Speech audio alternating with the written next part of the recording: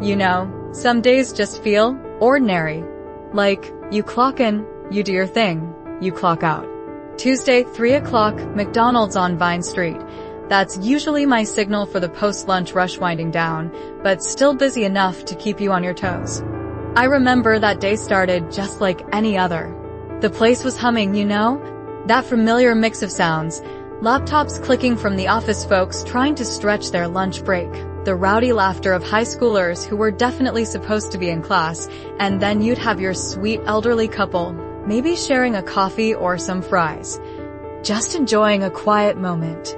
It's funny, in a busy place like that, nobody really looks at anyone else, not really.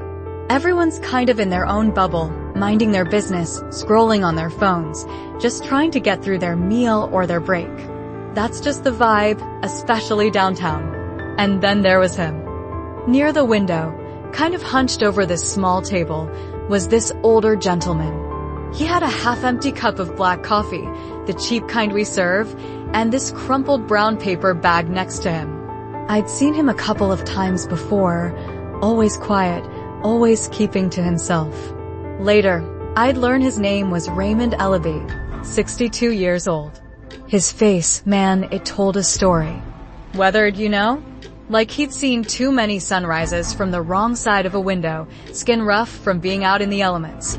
He wore this old jacket, and you could just about make out that it used to be military green, but the sun had bleached it out, and it was torn at the seams, threadbare in places. And his boots. Those boots looked like they'd walked 1,000 miles, probably older than half the people in that restaurant, including me. He never talked to anyone, never made eye contact. He'd just sit there, nursing that coffee like it was the most precious thing in the world, his fingers wrapped tight around the cup, like he was holding on for dear life. It made my heart ache a little, just seeing him. I was on my 15-minute break, tucked away in a corner booth near the soda machine.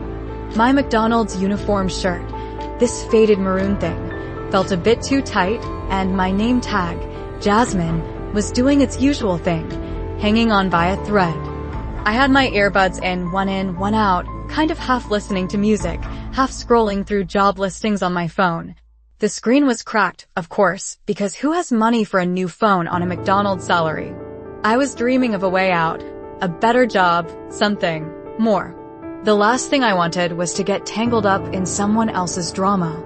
You learn pretty quick in customer service to keep your head down sometimes, just to survive the shift. But then these 3 teenagers burst in. Loud, laughing that obnoxious way kids do when they think they're the center of the universe and everyone's dying to watch their show. Shoving each other, you know the type. One of them had his phone out, already recording, though it didn't seem like he was filming anything specific, just recording. They couldn't have been older than 16, tops. They swaggered up to the counter, placed their order with a lot of noise, and then, wouldn't you know it, they sat down in the booth just 2 rows behind Mr. Raymond. It started soft, like whispers you're not supposed to hear, but totally can. Yo, you see that guy? One of them muttered, probably the one with the phone. The dude by the window, another one chimed in. Man, looks like a walking trash bag. My stomach clenched a little. I glanced over at Mr. Raymond. He didn't move, didn't look up, but I swear I saw his shoulders slump just a tiny bit lower, like those words landed on him like little stones. It was subtle, but I saw it. He just clutched his coffee cup a bit tighter. Then one of the boys, the loudest one, decided whispering wasn't getting him enough attention. He said it louder, sharp and clear, so everyone in that section of the restaurant could hear, "Yo, somebody call animal control. There's a raccoon eating ketchup packets over here." And the laughter that followed, it was awful. Sharp, mean, and loud. It cut right through the usual background chatter of the restaurant, slicing through the air like a knife. It was the kind of laughter that isn't funny, the kind that's meant to hurt, to make someone feel small. And the worst part? The silence that followed from everyone else. That heavy, uncomfortable silence where you know everyone heard it, everyone knows it's wrong, but everyone just chooses to pretend they didn't. The woman eating her Big Mac near the door, she just kept chewing, maybe a little faster. The guy scrolling on his phone 2 tables away didn't even look up. Even my manager, who was walking towards the back with a clipboard in his hand, he must have heard it, but he just kept walking. It was like a collective decision to be deaf and blind. That silence, sometimes, it's worse than the noise. It felt thick, suffocating. My own breath caught in my throat. I was watching, though. From my little corner booth, I was watching. The ugly laughter, the way it made the air feel dirty, it snagged my attention, pulled me right out of my job search. I looked up properly, saw Mr. Raymond, saw those boys, saw the way he flinched, even though he tried to hide it. I paused my music, pulled out my other earbud. I just watched for a second, my heart pounding a weird rhythm against my ribs. Part of me, the part that wanted to avoid trouble, the part that was tired and just wanted to finish my break in peace, was screaming, "Don't get involved, Jasmine. It's not your mess.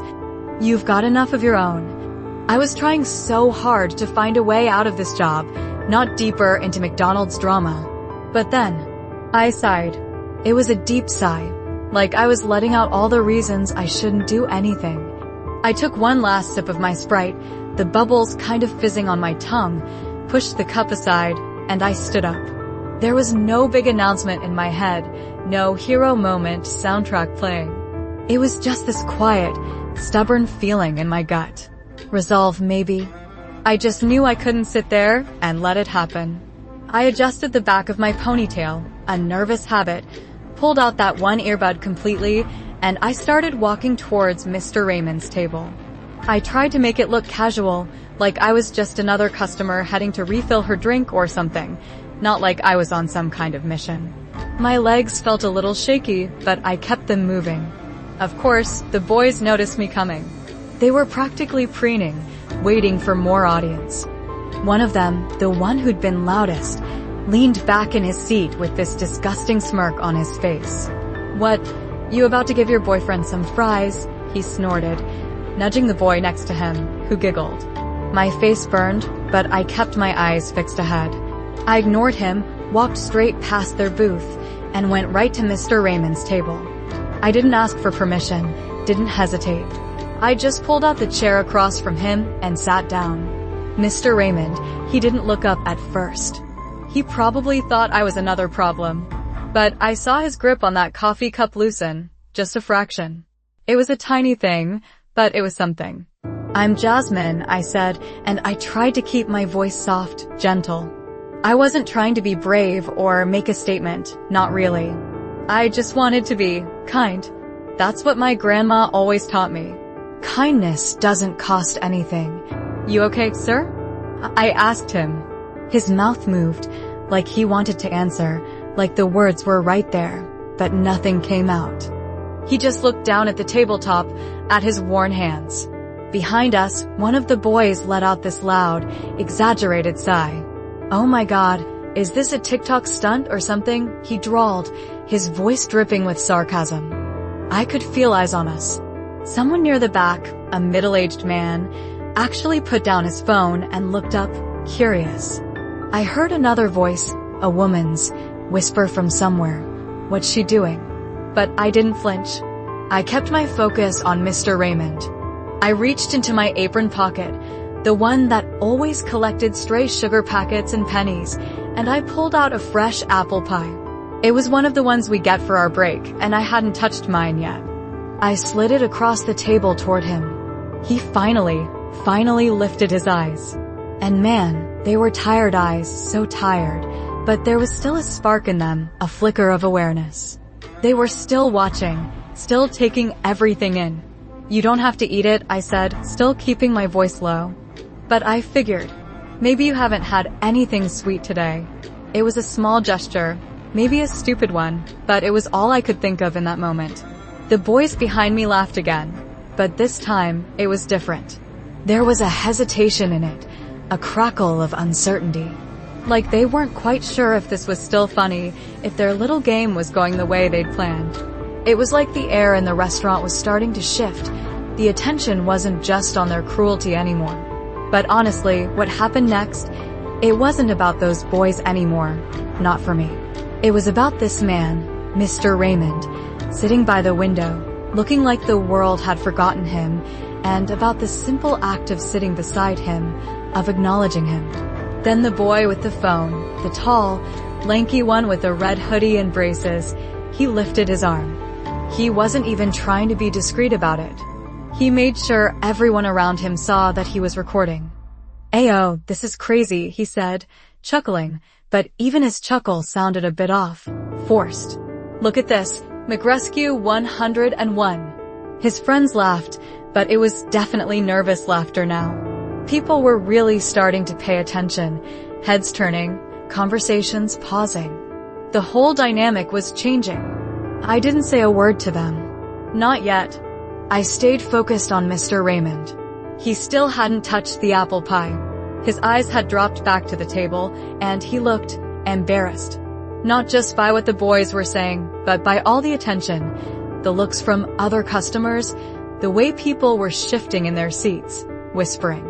He was a proud man, I could tell, and this was probably mortifying for him. But I wasn't looking for some moment to go viral.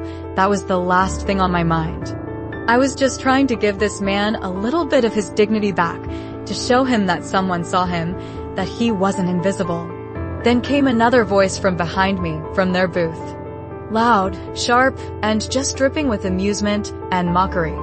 "Yo, for real though. Why are you sitting with him like that? You his sponsor now or something?" The words were meant to sting, to make me look foolish. I turned my head, slow and calm. I met his eyes. "I'm just being a decent human being," I said, my voice quiet but firm.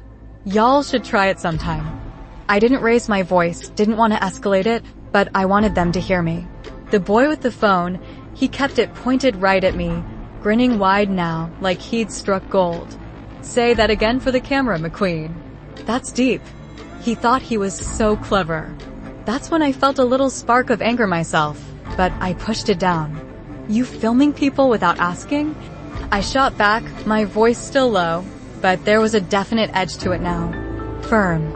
His grin faded a little. He faltered. "I can record in public," he muttered, looking a bit less confident. "Ain't illegal." "No," I replied, looking him straight in the eye. "But it is trash behavior." And that silenced them. For a beat. A short, awkward, heavy beat that just hung in the air, thick and uncomfortable. It was long enough to make everyone in the restaurant feel it, to make the air crackle. You could have heard a pin drop. Still, the boy in the red hoodie, he just couldn't help himself. He had to have the last word, had to try and regain control. "Why you even care?" he sneered, his voice laced with disdain. "He stinks. Like, literally smells like a bus seat in July." That was it. That was the line. I stood up then. I didn't yell, I didn't raise a fist, I didn't get aggressive. But my voice, when I spoke, it got louder. Not shouting, but clear, carrying through the sudden quiet of the restaurant. And the calmness in it, I think that's what made people really pay attention in a different way than they had to the boys' jeers. "Because that man," I said, and I gestured towards Mr. Raymond, served in the military. My voice was steady, even though my insides were shaking a little. "Because that man's old enough to be your granddad. Because y'all don't know anything about what he's been through, and you're sitting here laughing like you earned the right, like you're somehow better than him." The restaurant got quiet. Too quiet. The kind of quiet where you can hear the hum of the freezers, the distant sizzle of the fryers. Mr. Raymond shifted in his seat. He was clearly uncomfortable with all this attention, with being the center of this scene. He looked like he wanted the floor to swallow him up. "Please," he murmured, his voice raspy, barely audible. Don't make a scene for me." His eyes pleaded with me. But I looked at him, and I said, gently but firmly, "You're not the one making the scene, sir." Behind me, I heard a woman with a baby whisper something to her husband. A high school kid, a girl, 2 booths down, slowly slid her phone out and started recording too, but this time it felt different. Not for mockery, but for witnessing, maybe. The boy with the braces, The one who'd been so bold, he leaned back, visibly rattled now. His friends exchanged these quick, unsure glances. They didn't know what to do next. Their confidence was crumbling. And then, another customer, a man in his 50s, wearing a Cincinnati Reds cap, he stood up slowly. He walked a little closer to our area. "Everything all right here?" he asked, and he looked directly at me. Not at the boys, not at Mr. Raymond, but at me. His voice was calm, but firm. I nodded. "Just trying to remind some people how to act," I told him, keeping my voice even. The man in the Reds cap then looked at the teens. His voice didn't need to be loud to have an impact. It was steady, authoritative. "You kids need to leave him alone." That was the moment. That was when the energy in the whole room shifted. You could feel it, almost like a physical thing. It's the kind of shift that happens when someone, then another someone, finally decides they're done pretending it's not their business, done looking away. The teens went quiet, really quiet this time. One of them muttered something under his breath about it not being that serious, but nobody laughed. Nobody backed him up. Their little pack mentality was broken. Mr. Raymond, still clutching his coffee cup, which must have been cold by now, looked up again. He cleared his throat, a small, nervous sound. I don't want no trouble," he said, his voice still low and gravelly. "You didn't start it," I replied softly, reassuringly. Then, finally, I turned back to the boys.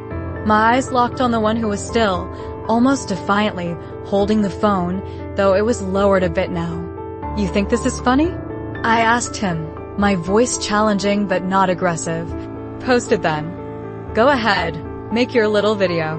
But when people ask who stood up for someone, and who acted like a bunch of punks, they'll see the difference. They'll see who showed character and who showed, well, this. The boy lowered his phone completely. He looked down, then sideways at his friends. Nobody said anything.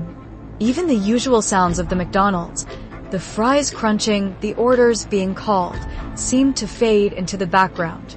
It was like the whole restaurant was holding its breath.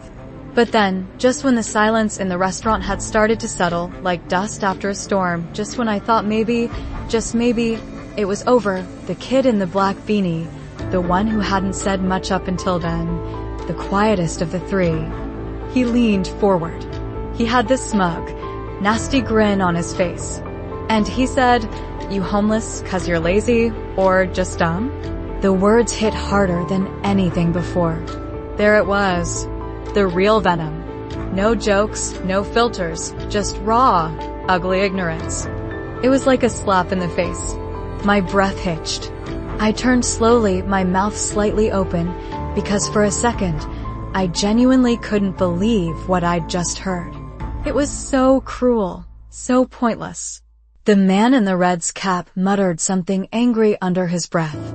Even the kid with the phone, the one in the red hoodie, gave his friend this sharp, sideways look, like, "Dude, too far, man. Way too far." But Mr. Raymond, he didn't flinch this time. He didn't cry. He didn't argue. He just breathed. One shallow inhale, then an exhale. And then he spoke. His voice was low, scratchy, like it hadn't been used for a real conversation in a long, long time, but it was steady. Unbelievably steady. "I was in Kandahar," he said, and his voice carried in the sudden, absolute silence, "when you were still in diapers." Every head in that section turned towards him. "Watched friends die for a country that now lets me sleep behind a gas station."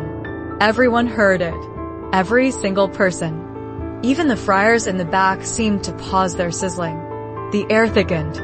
"I came home," he continued, his gaze distant, like he was seeing something far beyond the walls of that McDonald's, with pain in my back, metal in my hip, and a government check that stopped after 2 years. His voice was flat, stating facts, no self-pity, just truth. "My wife left. My boy won't talk to me." He paused, swallowed. "I used to fix HVAC systems. Good at it, too." But try carrying a ladder up to a roof when your legs don't work like they used to, when every step sends fire up your spine. He didn't look angry, not at all. He just looked tired. So profoundly tired, like he was carrying the weight of too much history and had no place left to put it down. "I ain't dumb," he said, his voice a little stronger now, his eyes finding the boy in the beanie. "And I sure as hell ain't lazy." I looked at him, at Mr. Raymond, and it was like he'd just handed me this enormous, heavy truth, something I wasn't quite ready for, something that settled deep in my chest. Everyone did. For a long, stretched out moment, nobody said a word. The air was just full of his story, his quiet dignity. Then I did something I hadn't planned, something that just felt right. I stood up again, reached into my back pocket for my wallet, the cheap, worn one I'd had since high school, opened it, and I pulled out a $20 bill. It was most of what I had on me for the week, but it didn't matter. I placed it on the table in front of Mr. Raymond. He just stared at it, like it was something rare and precious, something he hadn't seen in a long time. "I know it's not much," I said, my voice a little thick with emotion I was trying to hold back. "But you deserve better than this. Better than those words. Better than all of it." Mr. Raymond blinked slowly, his eyes glistening a little. His hands, resting on the table, didn't move toward the bill. He looked down, his jaw tightening just slightly. I ain't asking for a handout," he said, his voice raspy but firm. "Pride. So much pride." "I didn't say you did," I replied gently. "I'm offering one anyway." I said it with kindness, I hoped, but there was also a little bit of steel in my tone, a sort of unspoken challenge to anyone else who might think of objecting or making a comment. Like, "I dare you." Behind me, the boy with the phone, the one in the red hoodie, slowly, quietly, slipped his phone back into his hoodie pocket. The one who'd made that last cruel comment, the beanie kid, he'd gone pale. His nasty smile was completely gone. He looked like he wanted to shrink into the booth, to disappear. He wouldn't meet anyone's eyes. Then, a woman near the soda fountain, she clapped. Just once. It was a bit awkward, almost unsure, like she wasn't sure if it was the right thing to do. But then someone else joined in, another soft clap, and then another. And suddenly, it was real applause. Not loud, not performative or over the top, but genuine. It was like people were realizing they'd been watching something that actually mattered, something real, and now they wanted to be part of doing the right thing, of showing support. It was a quiet ripple of solidarity.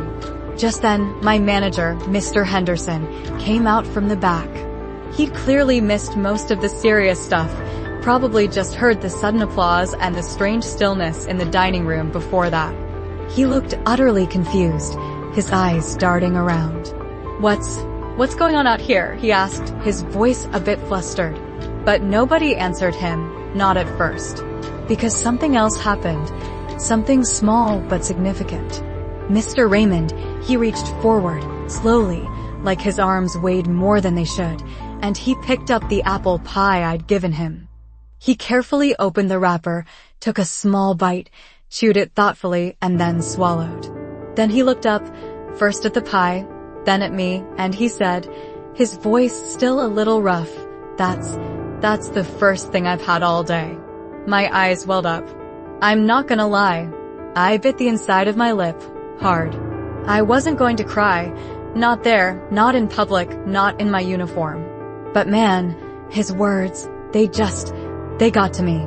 I just sat back down across from him, feeling like I had no place better to be in the whole world than right there, in that worn-out McDonald's booth. But before I could even think of what to say next, another voice came from the back of the restaurant. And it was a voice that, as it turned out, was about to change everything, in a way none of us could have predicted. This new voice, it came from near the back corner of the restaurant, by the restrooms. It was measured, slow, and unfamiliar to most people there, including me. "Excuse me," the man said.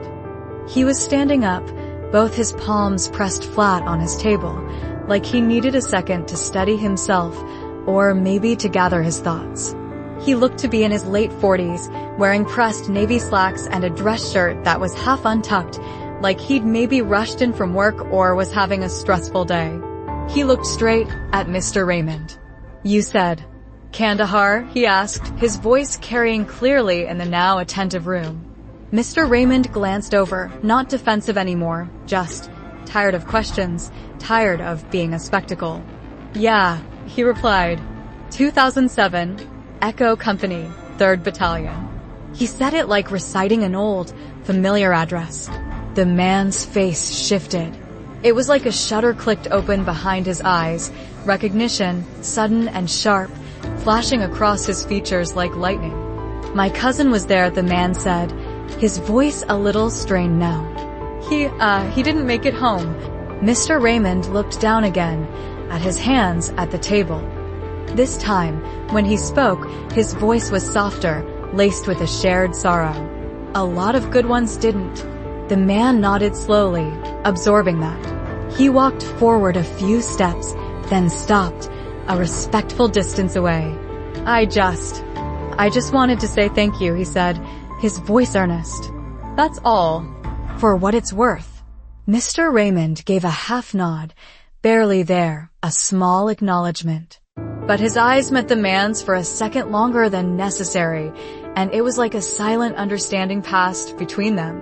Like Mr. Raymond knew how heavy those simple words, "thank you," were and how little they were actually spoken to guys like him.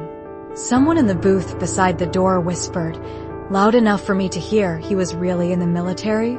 And the guy next to her replied, his voice full of dawning realization, "Yeah. And we've all been sitting here, some of us laughing at him, like he's a joke." You could hear the shame in his voice. I stayed quiet. I just let the moment breathe. It felt important, sacred almost.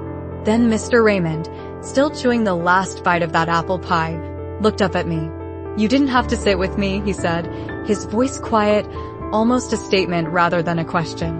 "Most people don't." "You didn't deserve to be treated like that," I replied, just as quietly. "Nobody does." He looked past me then, his gaze finding the 3 teens who had gone completely silent. The boy with the red hoodie was now staring intently at his tray, like the half-eaten burger and fries had turned to ash in front of him. The one who'd made that awful lazy or dumb comment, the beanie kid, he looked flushed and restless, shifting in his seat like he wanted to get up and run, but didn't know where to go, or maybe didn't have the guts to. They looked so small now, all their earlier bravado gone. "Y'all think this is funny?" Mr. Raymond asked them, his voice not angry, but heavy with a weary sort of challenge. "Think you're better, 'cause your hoodies are clean and your sneakers are new?" None of the boys answered. They couldn't even look at him. "I was 17 when I enlisted," Mr. Raymond continued, his voice gaining a bit of strength, like talking about it, really talking about it, was dredging up old memories. "Didn't know what the hell I was doing. Thought I'd see the world, do something that mattered." He gave a short, mirthless laugh. Came back with half a spine and a head full of static. "You don't know what that's like." His gaze swept over them, then softened slightly. "But you will one day. You'll lose someone. Or you'll lose yourself. Life has a way of teaching everyone that lesson." It wasn't a threat, not at all. It was just a fact, plain-spoken and heavy, hanging in the air. He paused, then said, his voice quieter again, "And I pray, when that day comes for you, somebody's there for you. Like she was for me today." He nodded almost imperceptibly in my direction. I shifted in my seat, feeling a blush creep up my neck. "Mr. Raymond, you don't have to explain anything to them," I said softly. "I know," he said, his eyes still on the boys. "But maybe they need to hear it." There was an ache in the air now, thick enough to taste. An ache for him, for what he'd lost, and maybe a little bit for the innocence those boys had just shed in a very public, very painful way. Then, a woman from a nearby table, one I hadn't really noticed before, stood up. She walked over with a McDonald's bag and 2 bottled waters. "I don't mean to intrude," she said softly, her voice kind, as she placed the items on Mr. Raymond's table. But I got some extra sandwiches. Figured you might like one for later. Mr. Raymond looked at her, then at the bag, visibly touched by the gesture, but also a little unsure how to react to the sudden outpouring. You sure? He asked, his voice hesitant. She smiled gently, a warm, genuine smile. I'm sure. And just like that, it felt like something cracked open in the room. The mood shifted again, but this time it wasn't from discomfort or shock. It was from shame to compassion. Real, active compassion. Even Mr. Henderson, my manager, who still looked a bit shell-shocked and unsure of what exactly had gone down, walked over. He cleared his throat awkwardly. Sir, he said to Mr. Raymond. We don't normally do this, but if you'd like a hot meal, anything on the menu, it's on us today. Mr. Raymond looked overwhelmed. For the first time, not by cruelty, but by kindness. He cleared his throat, a rough sound, and then he wiped at his eyes with the back of one worn hand. I ain't cried in public since my mama passed, he muttered, his voice thick. I managed a small smile, but it didn't come easy. It came from a place that felt a little bit like heartbreak, but also a little bit like hope. Sometimes you're allowed to, I said softly. But just when the room had started to settle into this new, gentler rhythm, a man near the drink machine, someone who'd been quietly observing, stood up abruptly. He stared at Mr. Raymond, really stared, like he was looking at a ghost, like a forgotten memory had just punched him in the gut. He looked completely frozen for a second. Wait a minute, the man said slowly, his voice laced with disbelief. He started walking toward Mr. Raymond, pointing slightly, hesitantly. Your name's Ellaby, right? Raymond Ellaby. Mr. Raymond looked up, startled by the direct address, by the intensity in the man's gaze. Yeah, he confirmed, a question in his own voice. You used to live on Camden Avenue, right? About, 20 years back? The man pressed, his eyes searching Mr. Raymond's face. Mr. Raymond studied him for a second, his brow furrowed in concentration, trying to piece together the voice and the face, trying to span those 2 decades. Craig Ellison, the man said, before Mr. Raymond could ask. You fixed my furnace, man. When I bought my first house. It was winter, it was freezing, and you came out on a Sunday. And then, Mr. Raymond's face, it broke into something close to a real smile. Just for a moment, but it was there, chasing away some of the shadows. I remember you, he said, a note of surprise and recognition in his voice. Little blue house, right? With the busted pilot light. Craig Ellison let out this surprised, relieved laugh. That's the one. Man, that's the one. He looked stunned, both at the clarity of the memory and at the sight of the man in front of him, so different from the capable HVAC guy he remembered. You saved me, like, $600 that day. The other guys were trying to tell me I needed a whole new unit. And when I offered to tip you, you refused. You said, just pay it forward someday. Craig's voice was a little choked up. I never forgot that, man. Never. Mr. Raymond shrugged, a small, self-deprecating gesture. Didn't think anyone would. Well, I did, Craig said, his voice firm with conviction. And now it's my turn. He reached into his coat pocket, pulled out his wallet, and began thumbing through it until he found what he was looking for, a crisp $100 bill. Without any fanfare, without making a big deal of it, he set it on the table beside the bottled waters and the 20 I'd left. I know it won't fix everything, Mr. Ellaby, he said, his voice sincere. But I hope it makes today a little easier. The restaurant fell into this deep, respectful hush. All the tension from earlier, all the ugliness, it seemed like it had been scrubbed away, replaced by something better, something stronger. Hope, maybe? Decency. The 3 teens, they just stared at the scene unfolding in front of them, their faces a mixture of confusion and dawning understanding. It was like they were watching something that didn't belong in their version of real life. They weren't the center of attention anymore. Their stupid jokes had died on their tongues, exposed for the worthless things they were. They just looked small, insignificant. The one in the red hoodie, the phone kid, leaned back and whispered to his friend, his voice barely audible, but I caught it. Man, I think we really messed up. No one disagreed. The boy with the phone now had it resting face down on the table. He wasn't recording anymore. He wasn't even touching it.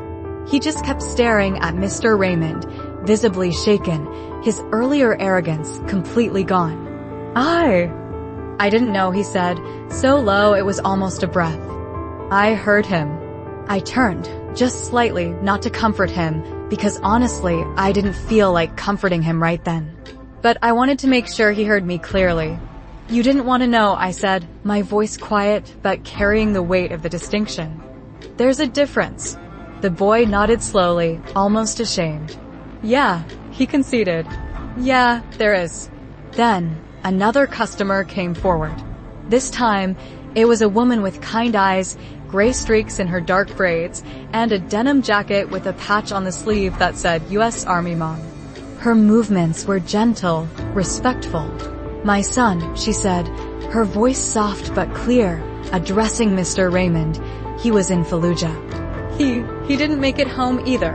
Her eyes held a deep, familiar sorrow. I just want to thank you for your service.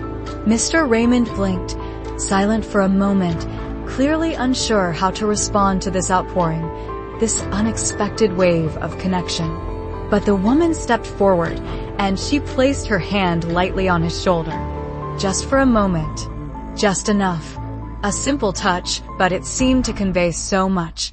And it was in that stillness, in that McDonald's, surrounded by strangers who suddenly weren't strangers anymore, that something really powerful happened. People started talking to one another. Not yelling, not whispering behind hands, not staring blankly at their phones. Real conversations. About service, about sacrifice, about pain, about how easy it is to judge, and how close, really, any of us are to losing everything and ending up in a place where no one wants to look at you, let alone help you. It was like a dam had broken. Mr. Raymond sat quietly through most of it, looking completely overwhelmed, but in a different way now. Not by scorn, but by an unexpected tide of human kindness. I leaned closer to him and whispered, "You good, Mr. Raymond?" He nodded once, slowly, a small, almost imperceptible movement. "Better," he murmured, his voice thick. "Better than I've been in years." Then, the boy in the beanie, the one who'd asked that awful, cruelest question, lazy or dumb? He stood up suddenly. All eyes in our little section turned to him. He looked like he was going to be sick. I'm sorry, he muttered, his voice choked, barely audible. He looked at Mr. Raymond, then quickly down at the floor. His friends looked surprised, like they hadn't expected it, but they said nothing. Mr. Raymond looked up at him. He didn't smile, but he didn't dismiss it either.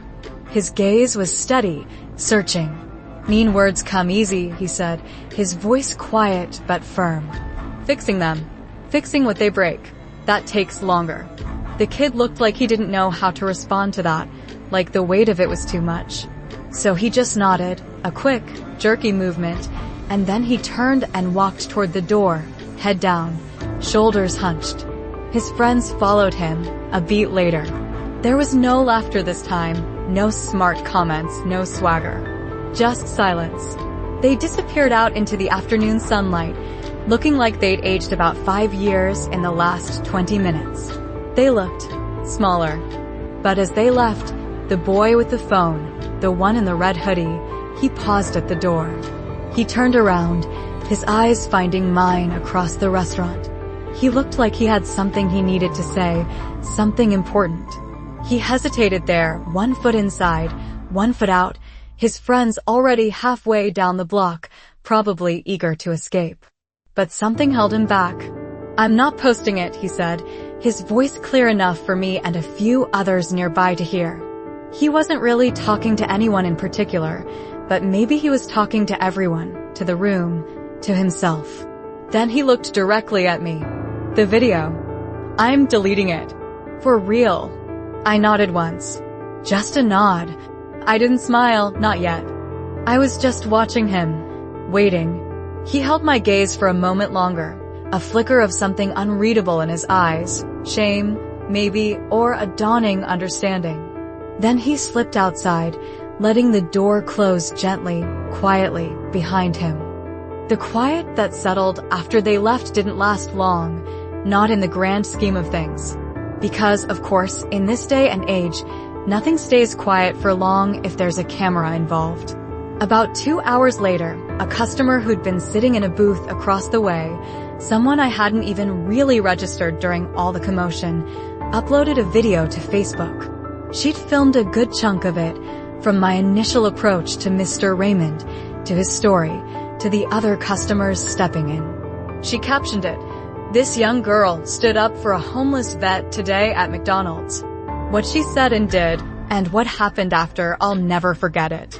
We need more of this. And then, well, it just exploded. Within an hour, it had something like 6,000 shares. By the time I went to bed that night, exhausted but with a strange sort of hum under my skin, it was probably way more. By midnight, I heard later, it had over 1.2 million views. By the next morning, national media outlets were apparently calling the restaurant, asking for names, for statements, for interviews. My manager, Mr. Henderson, was probably having a meltdown.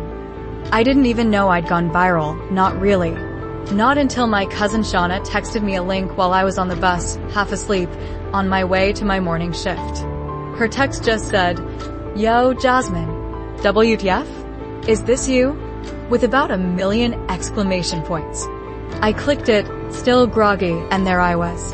Grainy phone footage, my maroon McDonald's hoodie half-zipped, sitting across from Mr. Raymond, that same calm, no nonsense, or maybe slightly terrified, if I'm being honest, look on my face. It was surreal. Completely and utterly surreal. When I arrived at work, the parking lot was chaos. It was half full with news vans, actual news vans with satellite dishes on top. My manager, Mr. Henderson, looked like he was about to have a stroke. He was pale, sweating, and definitely not trained for any of this. To be fair, none of us were. This wasn't in the McDonald's employee handbook. "Jasmine," he said, his voice a little shaky as I walked in. He was rubbing the back of his neck, a nervous habit of his. People are asking for interviews. About, yesterday." I don't know what you want me to tell them." I just shrugged, feeling a wave of exhaustion wash over me. "I don't want anything," I replied honestly. "I just want to do my shift. I need the hours." That was the truth. Viral videos don't pay the rent. Mr. Raymond wasn't there when I clocked in. For a moment, a little knot of worry tightened in my stomach. What if all the attention had scared him off? What if he'd just disappeared again? But then, the phone behind the counter, the one that usually only rang for takeout orders or complaints, it rang. Mr. Henderson was busy trying to fend off a particularly persistent reporter, so I picked it up. "McDonald's on Vine, Jasmine speaking," I said, my usual work voice. A soft-spoken woman on the other end introduced herself.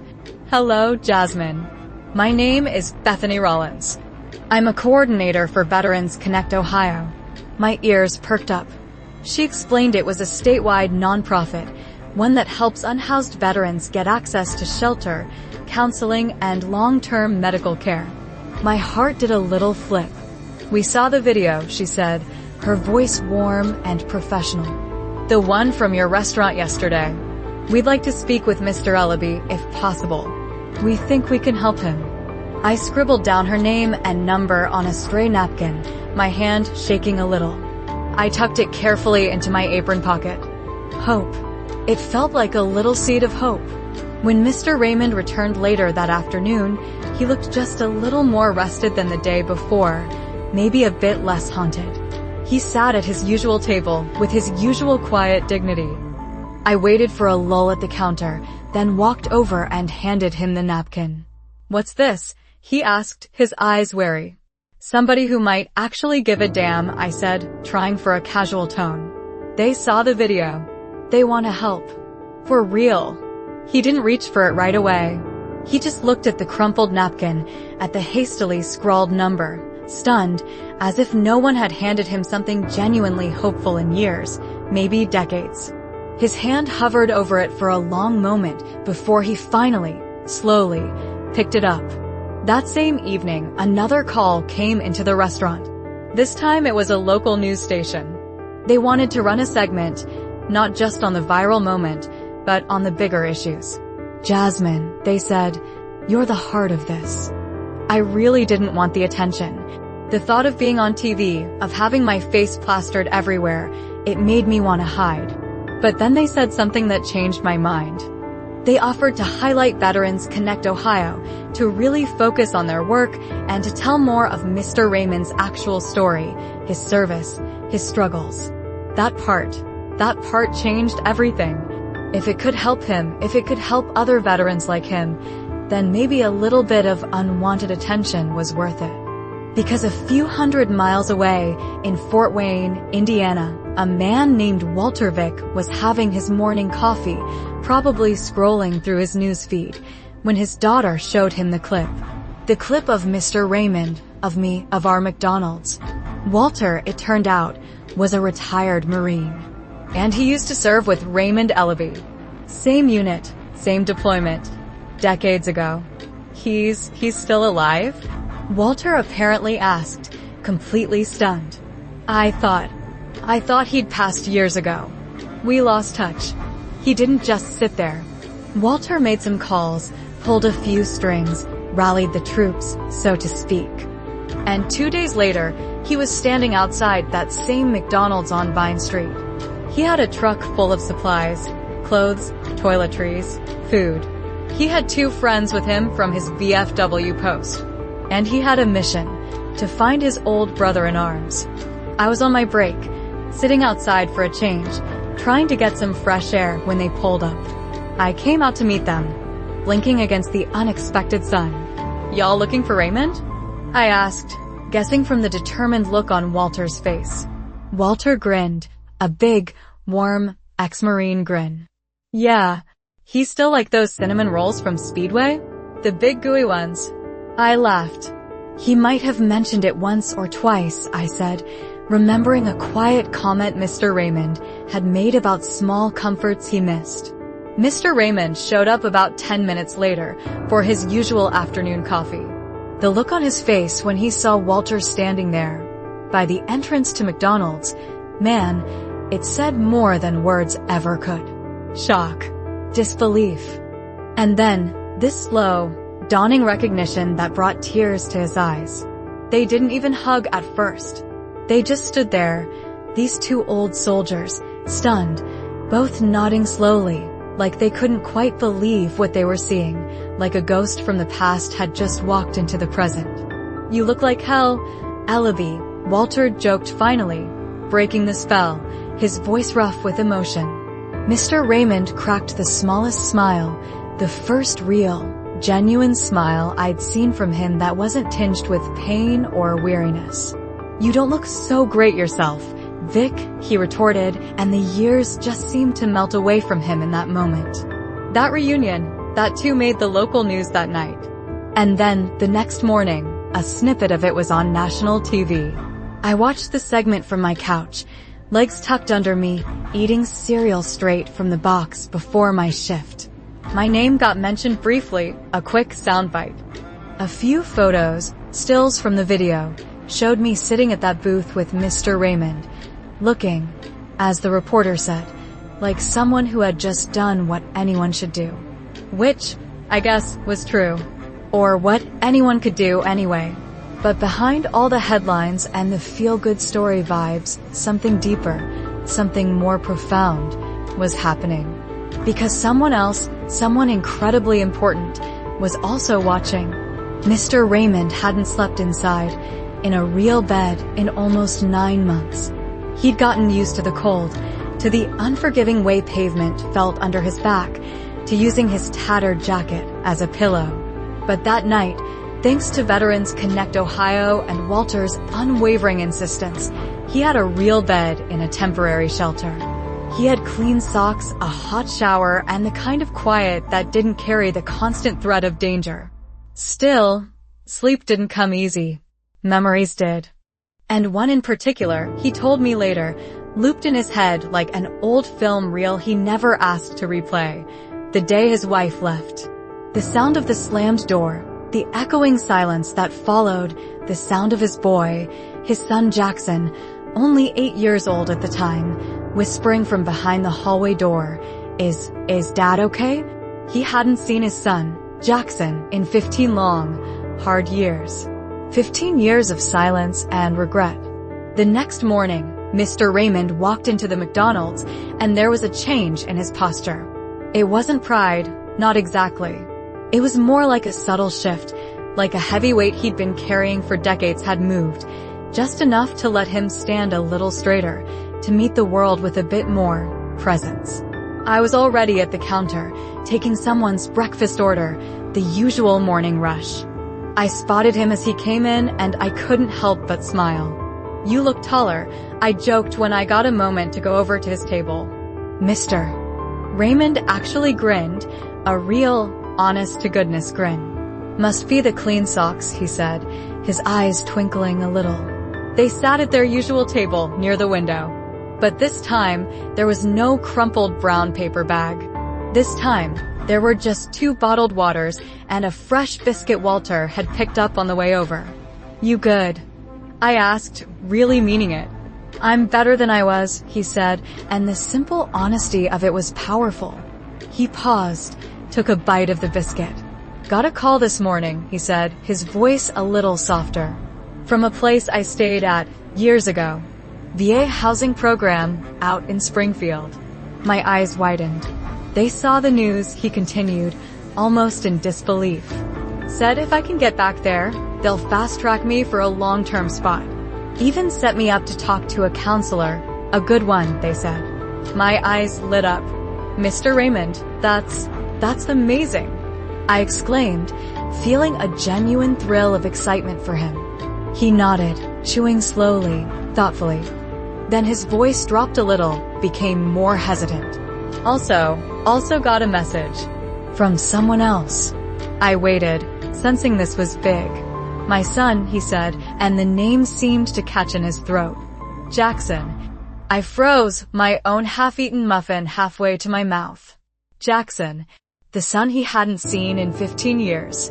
He saw the video, Mr. Raymond explained, his eyes distant again, looking out the window, but not really seeing the Cincinnati street. Said his wife showed it to him.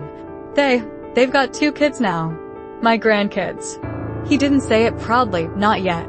He said it like it hurt to say, like every word was a cracked tooth, a fresh wound. He wants to meet. Said we could talk. Maybe fix some things. I didn't rush to fill the silence. I just looked at him, trying to take it all in, the hope and the fear warring in his eyes. Are you going to? I asked softly, gently. Mr. Raymond rubbed his hand across his tired face, a gesture of deep weariness and uncertainty. I don't know, he confessed, his voice barely a whisper. I want to. God, I want to. But I'm scared, Jasmine. Scared of what if? What if he's just doing it 'cause of the video, you know? Not because he really forgives me. Not because he really wants to see me. I leaned forward, resting my elbows on the table. Maybe, I said, choosing my words carefully. Maybe the video was the reason he reached out. But maybe he just needed a reason, an opening. It doesn't mean the feeling behind it isn't real, Mr. Raymond. It doesn't mean he hasn't been thinking about you too. He didn't respond right away. He was still stuck in that thought. Stuck in 15 years of painful what-ifs and regrets. Then I added, very softly, he saw something in you, Mr. Raymond. Something that made him want to connect. Don't push it away just 'cause you're scared. What if this is your chance? The silence that followed wasn't heavy or awkward. It was patient. It was the kind of silence that lets someone sit in a difficult moment, in a hard truth, without needing to fix it or rush it. Outside, it had started to rain lightly, a soft drizzle against the windows. People hurried past on the sidewalk, heads down, umbrellas up. Cars hissed on the wet pavement. Mr. Raymond looked out at the rain, then back at me, a wry, almost bewildered expression on his face. Never thought I'd be sitting here in a McDonald's with someone half my age, getting life advice about my own kid. I smirked a genuine, teasing smile. Well, I never thought I'd be defending a grown man at McDonald's who could probably still bench press me if his hip wasn't all jacked up from, saving the country. We both laughed then. A real laugh. And it wasn't awkward, it wasn't forced. It was needed. It was a release. Later that afternoon, Mr.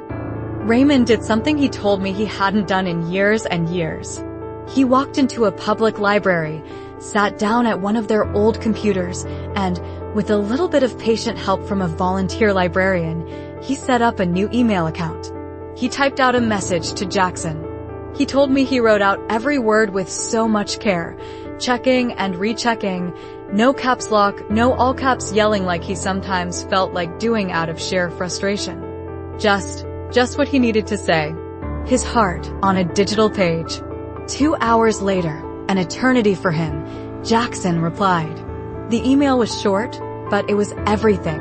Dad, let's meet. Next week. Bring your stories. I'll bring the coffee. Mr. Raymond stared at the screen for a full 5 minutes, just reading those few lines over and over again. He didn't cry, not right away, not in the library. But when he stepped outside into the light drizzle, he sat down on a nearby park bench, head bowed, hands clasped tightly in his lap, and he just let it come. The tears, the relief, the fear, the hope. All of it. The past hadn't vanished, no. But for the first time in a very, very long time, it felt like it had finally stopped chasing him. But while Mr. Raymond was taking those first tentative steps toward reconnecting with his future, one of the teens from the restaurant, the one who'd filmed it, was sitting on a hard curb downtown, trying to figure out how to fix what he'd done. What he'd been a part of. 17-year-old Tyrell Gaines. That was the red hoodie kid's name. I found out later. He hadn't slept much either since that moment he walked out of McDonald's. He told me something sat in his chest like a cinder block. It wasn't just guilt, not at first. It was more like this uncomfortable heat he couldn't cool down, a gnawing awareness that he'd crossed a line he didn't even know was there until someone, me, had stood firmly on the other side of it and called him out. At school the next day, it apparently hit him even harder.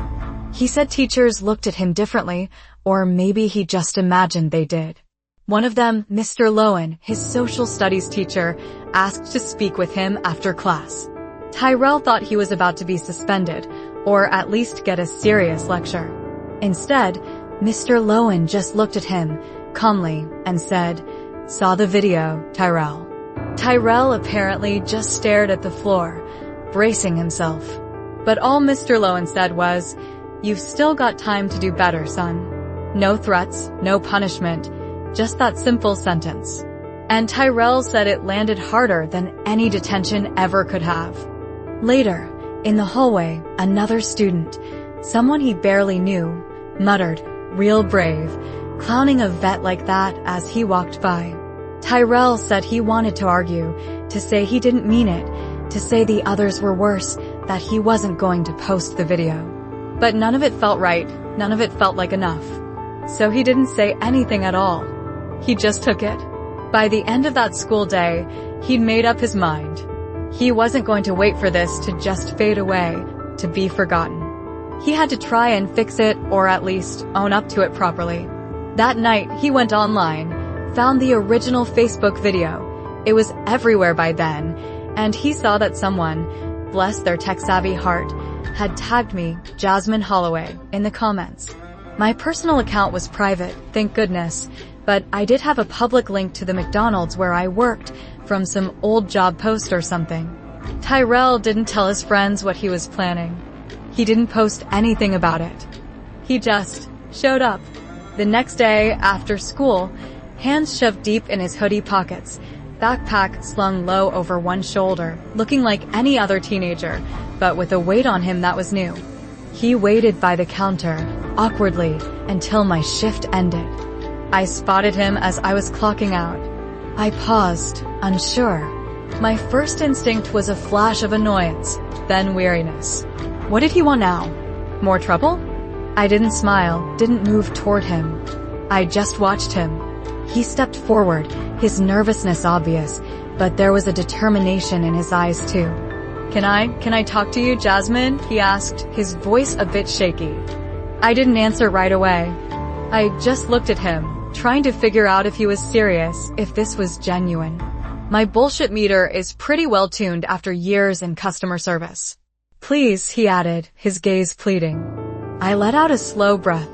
All right, Tyrell, I said, using his name, letting him know I knew who he was.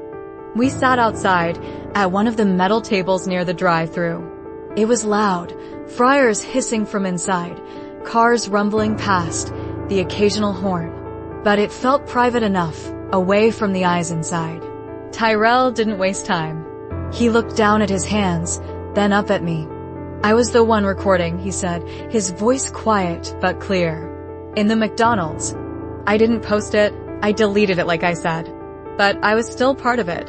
A big part of it. And I wanted to say sorry. To you. And to Mr. Ellaby, if I ever get the chance. I looked at him, my arms folded, my expression probably unreadable. I was listening. I thought it was funny, he continued, the words tumbling out now, like a confession.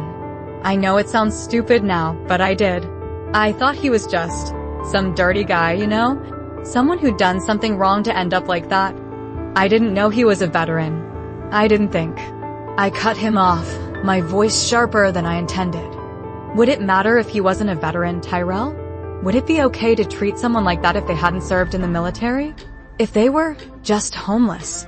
That stopped him cold.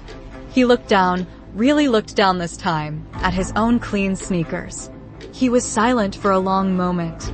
No, he said finally, his voice barely a whisper. I guess not.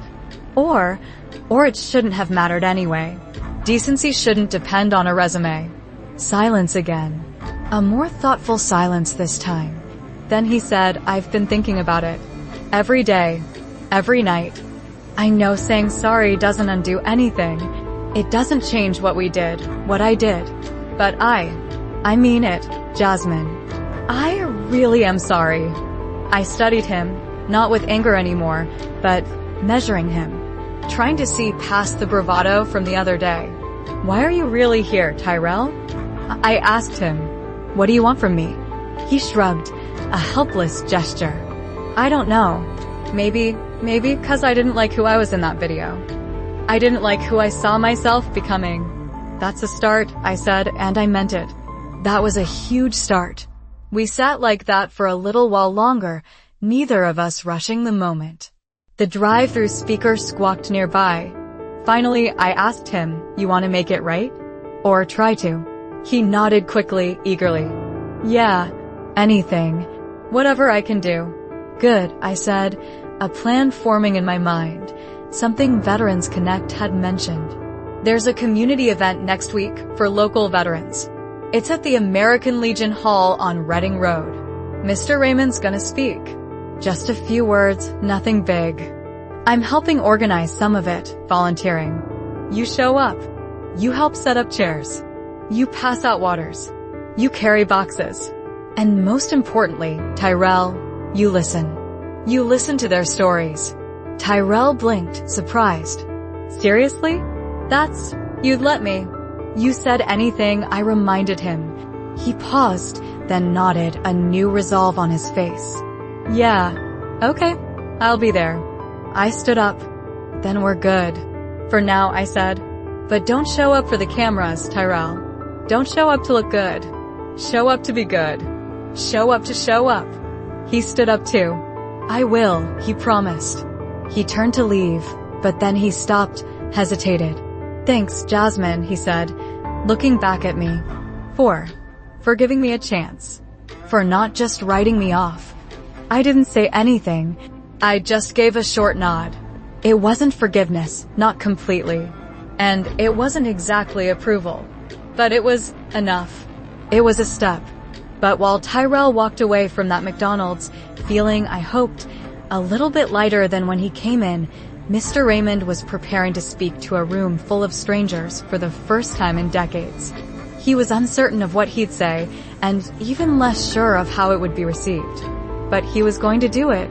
The American Legion Hall on Reading Road hadn't seen a crowd like this in years, Bethany from Veterans Connect told me. Rows and rows of metal folding chairs stretched from the small front stage all the way to the back wall. American flags, big and small, lined the sides of the room, some faded from age, some bright and new. The tables near the entrance overflowed with donated boxed waters, cookies from local bakeries, and printed flyers about mental health resources and support groups for veterans and their families. It was a real community effort. Mr. Raymond stood just outside the main doors, in the slightly dimmer hallway, hands twitching in his jacket pockets. He wasn't dressed fancy. Veterans Connect had helped him get a clean, new button-up shirt, some slacks that didn't quite fit perfectly, but were clean and pressed, and shoes that didn't pinch his feet. Still, he looked exposed, vulnerable. "I don't think I can do this, Jasmine," he said, his voice barely above a whisper, his eyes darting towards the growing noise from inside the hall. I was standing next to him, trying to offer some quiet support. I glanced up at him. "You've survived worse, Mr. Raymond," I said gently. "A lot worse." "Yeah, but that didn't involve microphones and 100 people staring at me," he muttered, trying for a joke, but the tremor in his voice gave him away. I gave him a small, encouraging grin. "You got this. They're not here to judge you. They're here to listen. They're here for you." Inside, people were already seated. I saw a mix of faces. Some older men wore pins on their lapels from Vietnam, Korea, even a few from Iraq and Afghanistan. Others were civilians, neighbors, students, even a few city officials who had heard about the event. The news crews, thankfully, had mostly backed off at my firm request to Bethany, who then relayed it to them. This wasn't a photo op. This was personal. This was for healing. Tyrell was there too. He'd come early, just like he promised.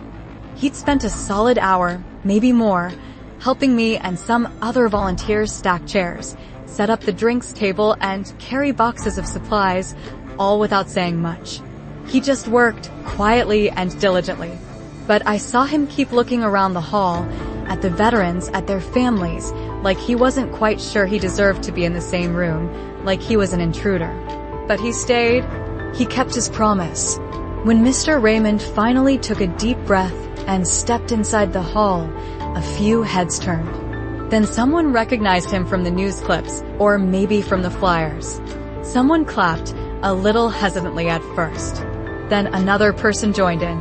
It started small, a ripple, but then it grew, and soon, the entire room was on its feet, giving him a standing ovation. A genuine, heartfelt welcome. He stopped walking, frozen mid-step, his hands literally frozen by his sides. He looked utterly overwhelmed. I gently nudged him forward, my hand on his elbow. "You're not that guy sitting alone outside McDonald's anymore, Mr. Raymond," I whispered to him. "Not to them. Not to anyone here. You're the guy who made them feel something. You're the guy who reminded them what matters." He took another deep breath, straightened his shoulders just a fraction, and walked to the front of the room. He stepped behind the simple wooden lectern, behind the slightly wobbly microphone. He adjusted it, and the slight awkwardness of the movement somehow made the room relax a little, made him seem more human, more approachable. Mr. Raymond cleared his throat. The room fell silent, waiting. I'm not good at speeches," he started, his voice a little shaky but clear enough in the microphone. "I'm not a politician. I don't write books. I didn't even graduate college." A small, warm chuckle echoed through the room, easing some of the tension. "I was a Marine," he continued, his voice gaining a bit of strength. "I did 2 tours. I buried more friends than I care to count. And when I came back home, I didn't know how to be anything else. I didn't know how to just be. He paused, his gaze sweeping across the people in the crowd, their faces full of patience, of understanding. I saw a man in the front row, another veteran by his look, nod slowly, his eyes filled with a deep knowing. For a while, Mr. Raymond went on. I was angry. Angry at everyone. At the system, at my family, at myself most of all. I got hurt, physically and in other ways. And I didn't know how to ask for help. So, I didn't. His honesty was brutal, disarming. I ended up on the street. And when you're on the street, people don't see you. They see an obstacle, a smell, a cautionary tale. You're not a man anymore. Silence held the room tight, a compassionate, listening silence. Then one day, he said, his voice softening, "Not too long ago, I sat down in a McDonald's. I had nothing but a cup of coffee and a whole lot of bad memories. And someone saw me." He looked over toward where I was standing near the side, and his eyes met mine for a brief moment. A small, almost imperceptible nod. She didn't know my name, didn't ask what I'd done or what I'd lost. She just sat down, and she treated me like I mattered. I looked down, blinking fast, feeling my cheeks flush. I could feel Tyrell shift beside me. Mr. Raymond continued, his voice steady again. And that simple act, it changed something. Not just for me. I think it changed something for a lot of people. For some kids who were watching, who maybe learned something that day. For a community that maybe forgot, just for a little while, how close any of us are to falling through the cracks, how easy it is to lose your way. His voice cracked slightly then, with emotion, but he kept going. I'm not perfect. I've still got a long way to go. But I'm standing here today, in a clean shirt, with a roof over my head tonight, because one person, one young woman, decided not to look away. She decided to be kind. When he stepped back from the mic, the room stayed quiet for a second. Just one heartbeat. And then it erupted. Not just applause this time, but cheers, whistles, a wave of warmth and support that washed over him, that filled the entire hall. It was powerful. Afterward, people lined up to shake his hand. Some were fellow veterans who asked about his unit, shared their own stories. Others offered resources, phone numbers, help. One elderly woman pressed a warm, hand-knitted scarf into his hands, her eyes kind. Tyrell waited until the crowd around Mr. Raymond thinned a bit. He approached slowly, hesitantly, hands jammed deep in his hoodie pockets again, looking like he might bolt at any second. "Mr. Ellaby," he said, his voice barely above a whisper when he finally reached him. "Mr." Raymond turned, his face tired, but also lighter than I'd ever seen it. "Yeah, I just wanted to say thank you," Tyrell stammered, his eyes mostly on the floor. "For today. For what you said. It was important. And I'm sorry. Again. For that day at McDonald's. For everything." Mr. Raymond looked at him for a long moment, his gaze searching, thoughtful. Then he said, his voice gentle, "What's your name again, son?" "Tyrell, sir. Tyrell Gaines." Mr. Raymond nodded slowly. "All right, Tyrell," he said. "You messed up. You messed up bad. But you showed up today. You faced it. That's how people change. That's how things get better." He extended his hand. Tyrell looked at the outstretched hand like he couldn't believe it was real. Then, slowly, he took it. They shook hands. It wasn't forgiveness, not completely. It wasn't absolution. But it was a beginning. It was a connection. It was hope. But after the chairs were folded and put away, after the last of the cookies were gone and the flyers were collected, the question remained, hanging in the air, would any of it really matter in the long run? After the cameras disappeared, after the social media buzz died down, after life went back to its usual, relentless normal, the next morning, things felt ordinary again. The streets of Cincinnati moved with their usual rhythm, rushed, indifferent, full of noise and people hurrying somewhere.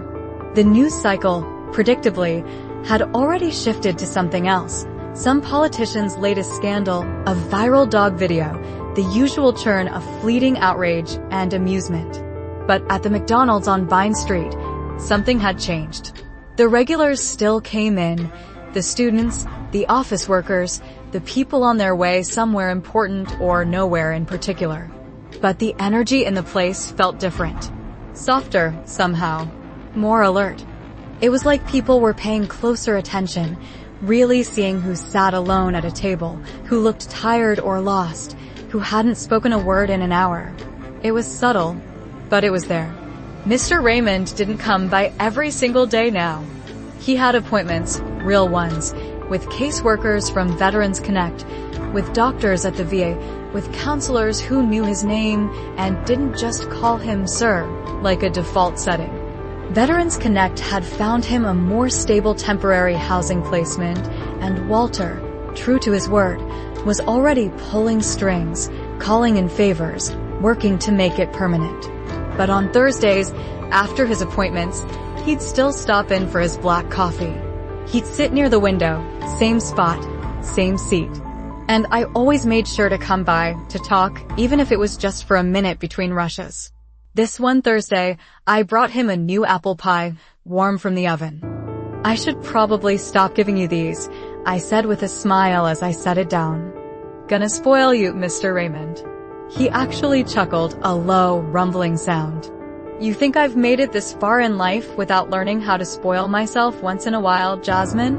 We laughed, and it wasn't awkward anymore. It was familiar. It was comfortable. Like old friends. And Tyrell? Tyrell had shown up again, too. He came by the McDonald's the week after the American Legion event. This time, he wasn't just there to help out for a day. He came to stay. He asked me, very quietly and humbly, if the restaurant was hiring. He said he needed a job, and he wanted to learn. A month later, he was behind the counter, in a fresh, crisp McDonald's uniform, learning the register, taking orders, trying to get the hang of the McFlurry machine. He still made mistakes, of course. He got orders wrong sometimes, fumbled with the change. But he paid attention. He really listened to customers. He looked people in the eye. And he even started doing this thing. Sometimes, when he was on his break, or if it was slow, he'd go sit with customers who came in alone, especially the older ones.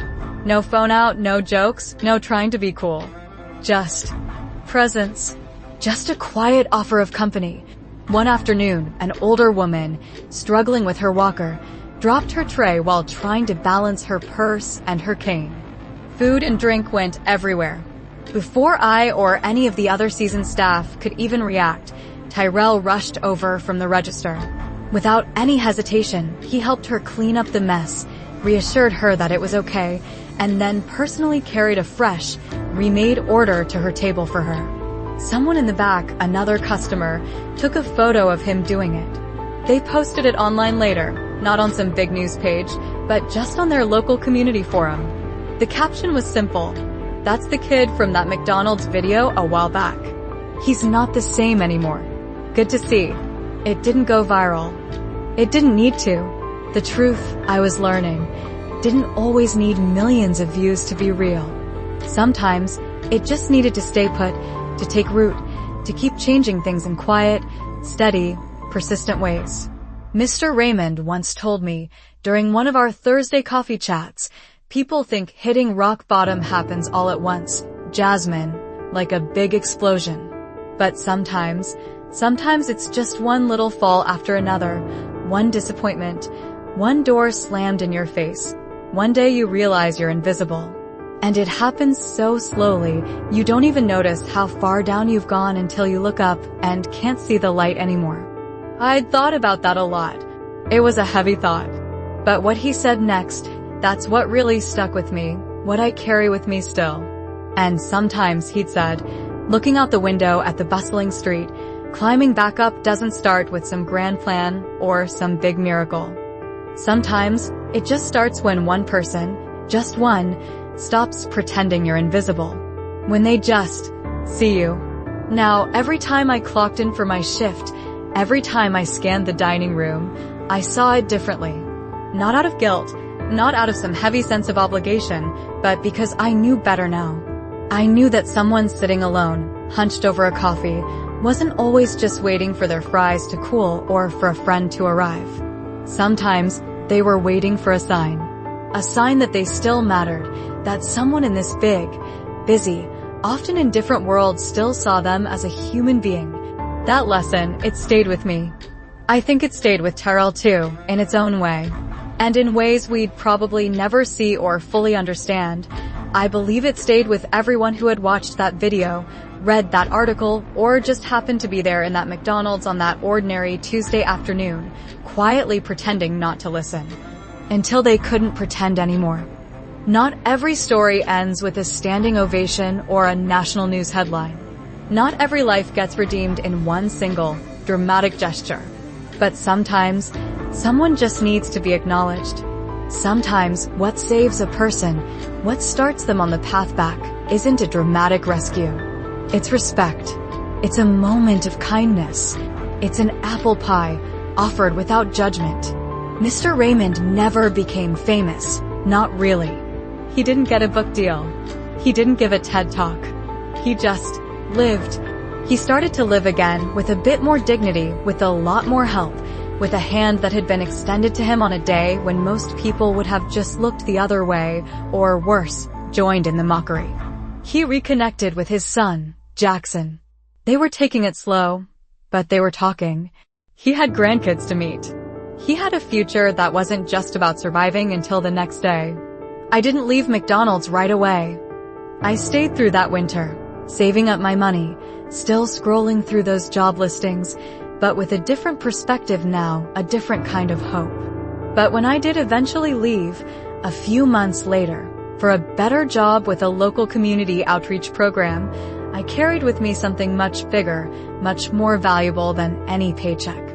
I carried with me the unshakable belief that standing up, quietly, clearly, without ego or expectation of reward, for what's right, it was always worth it. Because people remember kindness. They really do. Not always with headlines, not always with viral shares, but with heart. They remember how you made them feel. And sometimes, Jasmine, that's the only kind of legacy that truly matters in the end. It's the one I want to build.